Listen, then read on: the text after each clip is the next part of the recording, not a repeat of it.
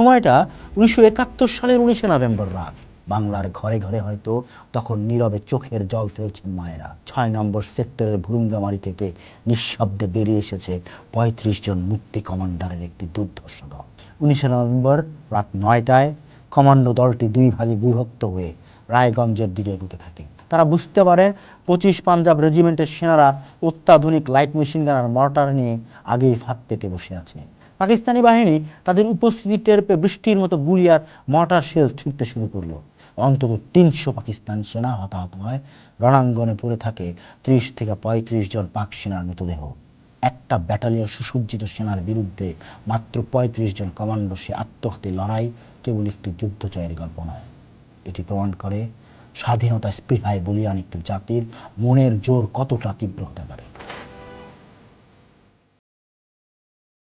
ঈদের চাঁদ মানেই উৎসব, আনন্দ আর প্রিয়জনের সাথে মিলনের উচ্ছ্বাস। কিন্তু 1971 সালের মুক্তিযুদ্ধের দিনগুলোতে বাংলার আকাশে ওঠা ঈদের চাঁদ আনন্দ নিয়ে আসেনি, বরং তার আলোয় প্রতিফলিত হয়েছিল স্বজন হারানোর বেদনা, বারুদের গন্ধ আর সীমাহীন আত্মত্যাগের এক বিষাদময় উপাখ্যান।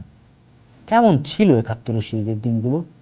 প্রিয়জনের সান্নিধ্য, নতুন পোশাক কিংবা আতরের সুবাসের বদলে রণাঙ্গনের বীর সন্তানেরা সেদিন মেখেছিলেন শত্রুর রক্ত আর মাতৃভূমির ধুলো। 71-এর 20 নভেম্বর পবিত্র ঈদ উল ফিতরের দিনটিতে কুড়িগ্রামের রায়গঞ্জ রণাঙ্গনে রচিত হয়েছিল এমনই এক রক্তক্ষয়ী ইতিহাস, যার কেন্দ্রে ছিলেন ঢাকা বিশ্ববিদ্যালয়ের এক অকুতোভয় তরুণ লেফটেন্যান্ট আবু মঈন মোহাম্মদ আশফাকুস সামাদ বীরুত্তম। সময়টা 1971 সালের 19 নভেম্বর রাত। পরের দিন ঈদ।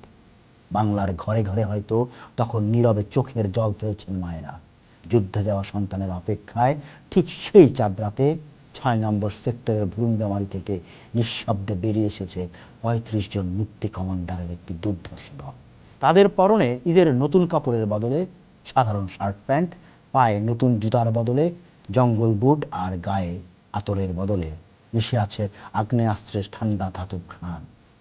তাদের লক্ষ্য রায়গঞ্জে অবস্থান নেওয়া পাকিস্তান সেনাবাহিনীর গর্ব 25 পাঞ্জাব রেজিমেন্টের সুরক্ষিত ঘাঁটি গুলিয়ে দেওয়া। 6 নম্বর সেক্টরটি ভৌগোলিক ও সামরিক কারণে অত্যন্ত গুরুত্বপূর্ণ ছিল। এই সেক্টরের কমান্ডার ছিলেন তৎকালীন পাকিস্তান বিমান বাহিনীর বাঙালি wing commander Mohammad Khadimul Bashar M K Bashar. তার অধীনেই সাব সেক্টর কমান্ডার হিসেবে দায়িত্ব পান তরুণ লেফটেন্যান্ট সামাদ।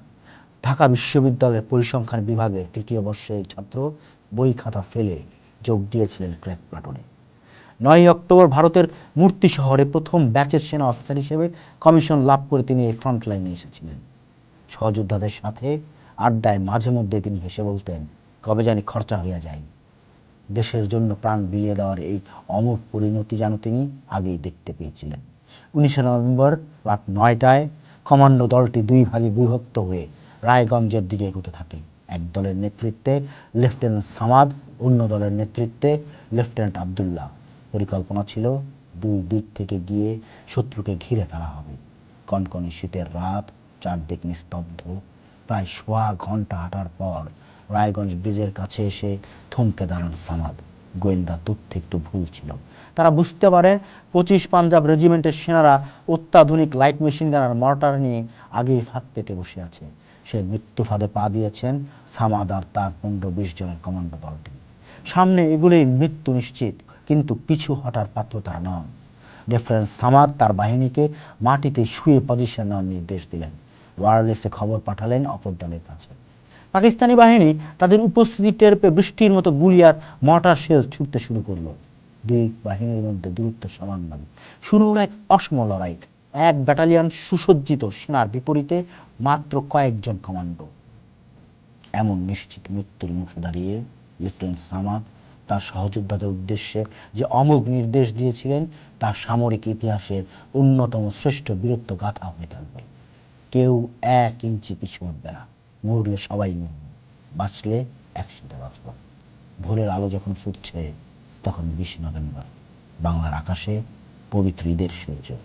দেশের অন্যান্য স্থানে অবরুদ্ধ মানুষ যখন মসজিদে টুকটাক করে নামাজ পড়তে যাচ্ছেন, রায়গঞ্জের রণাঙ্গনে তখন বাজছে কামানের কান ফাটানো আওয়াজ। ঈদের দিন সকাল থেকে সন্ধ্যা পর্যন্ত চলল সেই ভয়াবহ লড়াইটা। লেফটেন্যান্ট সামাদ তার দল শেষ রক্তবিন্দু দিয়ে ঠেকিয়ে রাখলেন 25 পাঞ্জাব রেজিমেন্টকে। সেই রাতের জন্য তারা একটা ইঞ্চি শত্রুকে আগাতে দেননি। লেফটেন্যান্ট আবদুল্লাহর বার্তার পর সেক্টর কমান্ডার এম.কে বাশার আর মিত্রবাহিনীর ব্রিগেডিয়ার জোশী মূল বাহিনী এবং আর্টিলারির সাপোর্ট নিয়ে এগিয়ে আসেন। শুরু হয় পাল্টা মরণাঘাত। 20 তারিখ সারা রাত এবং 21 তারিখ ভোর পর্যন্ত চলা সেই যুদ্ধে পাকিস্তান সেনাবাহিনীর অন্যতম গর্ব 25 পাঞ্জাব রেজিমেন্ট পুরোপুরি নিশ্চিহ্ন হয়ে যায়। অন্তত 300 পাকিস্তানি সেনা হতাহত হয়। রণাঙ্গনে পড়ে থাকে 30 থেকে 35 জন পাক সেনার মৃতদেহ। যারা বেঁচে ছিল তারা পালিয়ে যায় নাগেশ্বরের দিকে। কিন্তু এই বিজয়ের জন্য মুক্তি বাহিনীকে দিতে হয়েছিল এক বিশাল মূল্য। 21 তারিখ সকালে রায়গঞ্জ ব্রিজের কাছে পাওয়া যায় লেফটেন্যান্ট সামাদের মৃতদেহ। ঈদের দিনে নতুন জামার বদলে যার পরনে ছিল হাফ শার্ট আর প্যান্ট, মুখে খোঁচা খোঁচা দাড়ি, একটি বুলেট তার হেলমেট ভেদ করে বিদ্ধ হয়েছিল মাথায়। বাংলার মাটিতে উপুর হয়ে পড়েছিলেন তিনি, যেন মৃত্যুর পরও পরম মমতায় জড়িয়ে ধরে আছেন তার প্রিয় মাতৃভূমিকে। যেন ঈদের দিন সেজদারত আব্দুস সামাদ। সামাদের গ্রুপের মাহবুব কাশেম ছাড়া আর কেউ সেদিন জীবিত ফেরেননি। শেষ বুলেটটি থাকা পর্যন্ত তারা লড়াই করে গেছেন। শহীদদের জন্য যখন জানাজার প্রস্তুতি চলছে, তখন স্থানীয় রাজাকাররা গুজব পুঁটিয়ে দেয় এই মুক্তিযোদ্ধাদের জানাজা যে ইমাম পড়াবেন তার কপালে মৃত্যু লেখা আছে।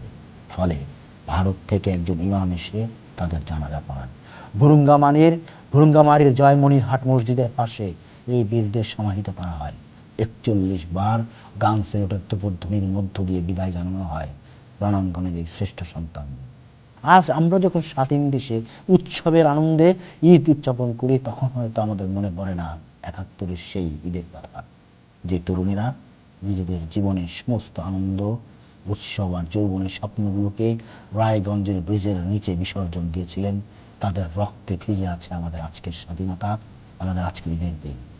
একটা ব্যাটালিয়ন সুসজ্জিত সেনার বিরুদ্ধে মাত্র 35 জন কমান্ডো সে আত্মঘাতী লড়াই কেবল একটি যুদ্ধ জয়ের গল্প নয়।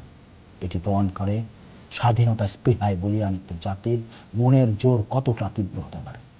লেফটেন্যান্ট সামাদ বীরত্তম, তার সহযোদ্ধারা প্রমাণ করে গেছেন মুক্তিযুদ্ধের ঈদের দিনটি ভোগের দিন, আনন্দের দিন ছিল না, ছিল চূড়ান্ত ত্যাগের। ভুরুঙ্গামারী জয়মনিরহাট ইউনিয়নের নাম আজ সামাদনগর। এই নাম শুধু একটি মানচিত্রের অংশ নয়, এটি আমাদের অনন্ত কৃতজ্ঞতার এক অমলিন স্মারক। 71-এর সেই রক্তস্নাত ঈদ আমাদের শিখিয়েছিল জীবন দিয়ে হলেও মাতৃভূমির সম্মান রক্ষা করার চেয়ে বড় কোনো উৎসব একটি পরাধীন জাতির জীবনে হতে পারে না। পোস্ট দেখুন, ভাবুন, করুন, থাকুন পোস্টের সাথে।